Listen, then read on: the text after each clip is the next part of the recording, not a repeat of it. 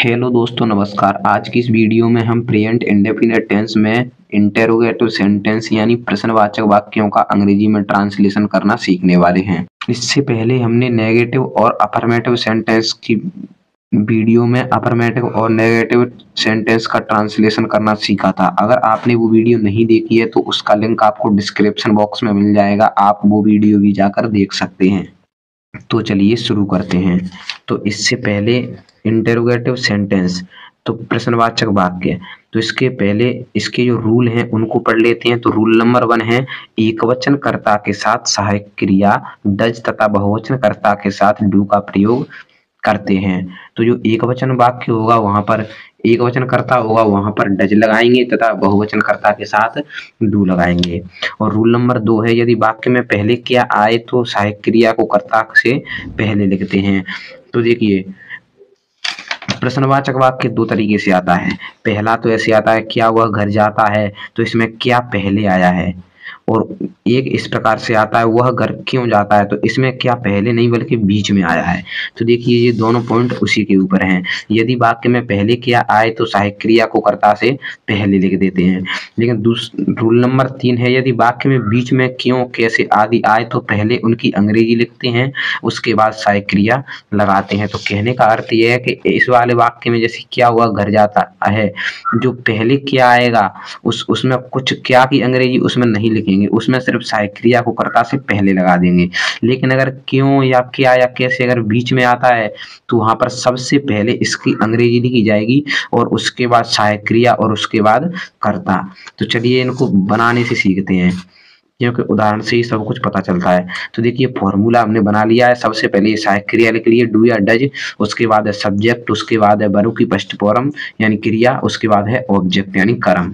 तो चलिए पहले इन्हें बनाना स्टार्ट करते हैं, क्योंकि बनाने से ही समझ में आएंगे।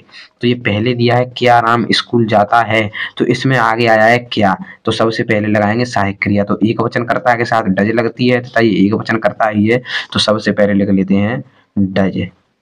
उसके बाद लिखेंगे कर्ता, तो यहाँ पर ये राम करता है तो राम। अब इसके बाद है क्रिया, तो क्रिया होती है जाना। यहाँ पर इस वाक्य में जाना क्रिया है, तो जाने की अंग्रेजी होती है गो, और गो के साथ हमेशा टू लगता है। और उसके बाद ऑब्जेक्ट बचता है स्कूल, तो इसके बाद लिख देते हैं हम स्कूल। ठीक इसी प्रकार देखिए क्या मैं घर जाता हूँ, तो यहाँ पर मैं, तो मैं की अंग्रेजी होती है आई, और आई को बहुवचन माना जाता है, तो आई से पहले लगाएंगे हम डू, तो डू आई। अब जाने की अंग्रेजी होती है गो, गो के साथ लगता है टू, और टू के बाद है ऑब्जेक्ट घर, तो घर की अंग्रेजी होती है होम। और यहाँ प्रश्नवाचक वाक्यों में प्रश्नवाचक चिन्ह लगाना कभी मत भूलिएगा। इसके बाद है हम चाय क्यों पीते हैं, तो देखिए इसमें बीच में आया है क्यों, तो सबसे पहले लिखेंगे इस क्यों की अंग्रेजी। तो क्यों की अंग्रेजी होती है वाई, WHY, भाई, भाई यानी क्यों। और उसके बाद लिखेंगे सहायक क्रिया, तो हम हैं बहुवचन है तो डू लगेगा, तो डू। उसके बाद हम की अंग्रेजी होती है बी, और इस वाक्य में क्रिया है पीना, तो पीने की होती है ड्रिंक, लेकिन चाय पीने के लिए हम टेक का प्रयोग करते हैं, तो यहाँ पर लिखेंगे टेक अ टी। अब आप सोच रहे होंगे जी अ क्यों लगाया है, ए क्यों लगाया है, तो ए आर्टिकल है। अगर आपने आर्टिकल नहीं पढ़े हैं तो उसका लिंक आपको डिस्क्रिप्शन बॉक्स में मिल जाएगा। आर्टिकल वीडियो में हमने, आर्टिकल वाली वीडियो में हमने ए एन और द तीनों का प्रयोग कराया है। इसके बाद है मोहन गीत कैसे गाता है, तो देखिए इसमें बीच में आ गया कैसे, तो सबसे पहले कैसे की मीनिंग लिखेंगे, तो कैसे की मीनिंग है हाउ, तो हाउ। उसके बाद मोहन एक वचन है, तो एक वचन कर्ता के साथ लगता है डज। अब इस क्रिया में सॉरी इस वाक्य में क्रिया है गाना, तो गाना की अंग्रेजी होती है सिंग, तो SIN, नहीं सॉरी पहले इसमें कर्ता लिखा जाएगा मोहन, तो मोहन की अंग्रेजी लिख लेते हैं मोहन।